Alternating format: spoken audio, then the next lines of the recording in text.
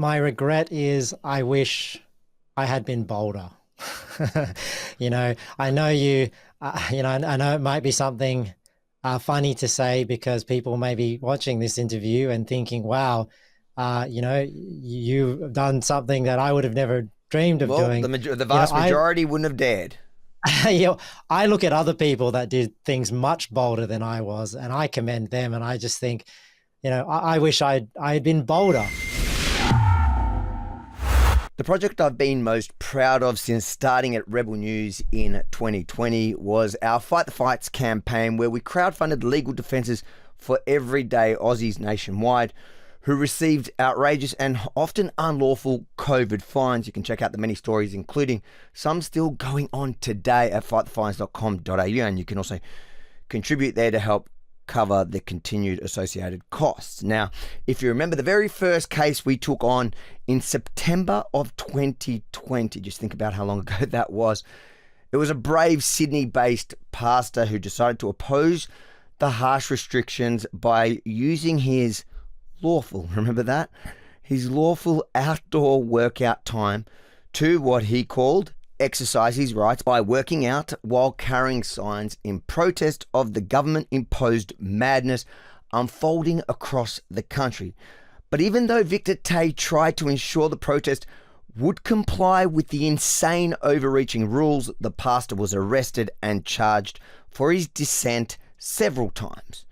Well, at the time, like all the other cases we took on at fightthefines.com.au, I promised him and you, the viewers and supporters, that we would stick by them no matter how long it would take. It took over 3 years in Victor's case, where sadly most people have moved on and forgotten what they put us through and the courage people like Victor displayed at the time. Joining me now is Pastor Victor Tay to share the outcome of his very long battle for freedom. Victor, thanks for joining me. What has happened at the end? At the end of it all, the police decided that it was no longer worth pursuing any further, and they just decided to withdraw the charges, and it's all gone now. It's all over.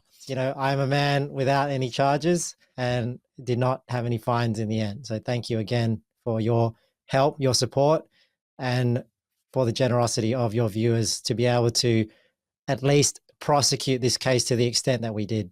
We all owe you a debt of gratitude that you stood up at that time and that you continued to stand up until the end. People may be wondering what I've been doing since exercising my rights. Now I'm actually quite involved, like politically, so after that I ran as a candidate for Werriwa for what's now known as the Libertarian Party. And I'm quite involved with that party now in terms of political activism because I've just realized that, what are we trying to achieve? We're trying to achieve change, legislative change in our country. There's not really that many ways to do it. And even when we protest, what are we trying to do? We're trying to lobby those that are in power to actually, change legislation. But even when we go to court, we are bound by the legislation that exists. And I think that's even what my lawyers at the time were saying. It's like, look, we can only operate under the laws that exist. So that's where I thought to myself, you know what, rather than try and get their attention through protesting, or rather than trying to operate within the rigged system that they've created through the courts, I'm going to try and spend more of my time just hitting them where it really hurts and where they really pay attention, and that's at the ballot box. So since I started exercising my rights, and after that, the federal election was on, I've really been encouraging people, if they really want to see political change, to really get involved somewhere politically, whether it's a political party or any sort of lobby group, because ultimately, if all the hoo-ha around protesting does not result in sort of change at the ballot box, and the major parties just keep getting in because people just keep voting for the majors, then we're just going to keep getting what we're getting. So people really have to vote different if they want a different country. I absolutely agree with that message. Again, I'm going to thank you on behalf of everyone for standing up at the time. I'm proud of what Rebel News did then and our viewers who backed us all the way until the end. And I know there are still several cases where police haven't withdrawn.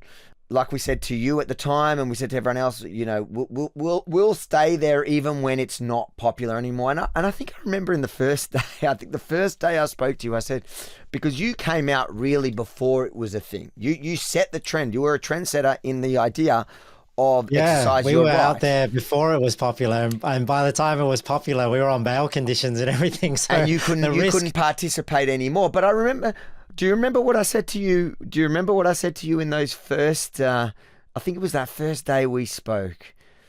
I said to you, it probably feels super lonely right now, but I think soon when people realize what we're going through, you're not going to be alone. There's going to be, tens of thousands, millions across the country that support what you did. But it was people like you who at the time stood up early, stood up when it was hard, unpopular and lonely. So you deserve every bit of credit for that. And I think the Libertarian Party is probably the perfect fit for somebody that's tried and when it comes for fighting for civil liberties.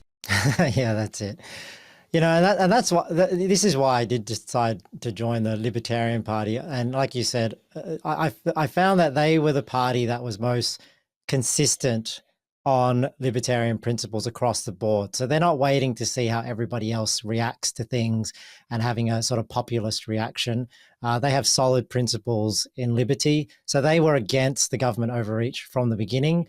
And that's what I appreciate about the party. And that's why I've decided to back them. And that's one thing I think people have to realize is these fights, or the political fight we find ourselves in, the fight for freedom in Australia, will take time. If we want to make change in this country, it's not going to happen overnight. And this is what happened even in the 2022 federal election. People got fired up, they got involved, they didn't see much change, and then they give up. And what I want to encourage all your viewers is don't give up. We are on the tail end of many generations of the push for woke and the push from the left and the push for authoritarianism. So we're experiencing the tail end of this. But what people have to realize is all these things didn't happen overnight or in one election cycle. There has been decades and decades of this push happening. So we can't expect that things will change just overnight. There needs to be a sustained push back. But if we don't, then it's just going to get worse. So my hope is that this generation that has experienced the horrendous COVID restrictions and all this rubbish realize now the importance of our liberty in Australia. And hopefully our generation is the one that starts the uptick back towards freedom, liberty, freedom of speech, and all the things that we've tried to fight for in this thing. So just thanks again, Avi. Thanks again for backing people like myself, and let's keep fighting. And I encourage everyone to join us. If you think it's important for the world to see how far the state was willing to go to essentially persecute and prosecute heroes like Pastor Victor Tay, make sure to like, comment, but most importantly, share it far and wide, because the mainstream media, well, they moved on a long time ago. In fact, a lot of them pretending that none of this really ever happened. So it's up to you guys to share it with the world.